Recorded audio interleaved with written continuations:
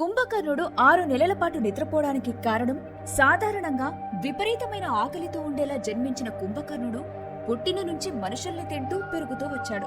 అలా లక్షల్లో మనుషుల్ని జంతువులని తినే స్థాయికి పోగా మనుషులందరూ కలిసి అతని బారి నుంచి కాపాడమని ఇంద్రుణ్ణి వేడుకున్నారు. అలా కాపాడటానికి వచ్చిన ఇంద్రుణ్ణి కూడా కుంభకర్ణుడు ప్రాణభయంతో పరిగెత్తించాడు. ఇక చేసేదేమీ లేక ఇంద్రుడు బ్రహ్మ సహాయాన్ని కోరగా బ్రహ్మ కుంభకర్ణుణ్ణి చచ్చినవాడిలా నిద్రపోతూనే ఉండేలా శపించాడు. అయితే ఇది నచ్చని శివుని అంశతో జన్మించిన రావణుడు బ్రహ్మని ఇలా చేయడం సరైంది కాదని కోరగా బ్రహ్మ వెంటనే ఆలోచించి అయితే కుంభకర్ణుడు సంవత్సరంలో 6 నెలలు నిద్రపోయి ఒక రోజు లేచి ఆ 6 నెలల తిండి ఒక్క రోజులో తినేసి మళ్లీ 6 నెలల పాటు నిద్రలోకి జారుకుంటాడని తెలియజేశాడు. అలా కుంభకర్ణుడికి ఈ 6 నెలల నిద్రశాపం వచ్చింది. ఇలాంటి ఇంట్రెస్టింగ్ విషయాలు మరిన్ని తెలుసుకోవాలనుకుంటే మా ఛానల్ ని తప్పకుండా ఫాలో అవ్వండి. అలాగే సబ్స్క్రైబ్ చేసుకోవడం మాత్రం మర్చిపోకండి.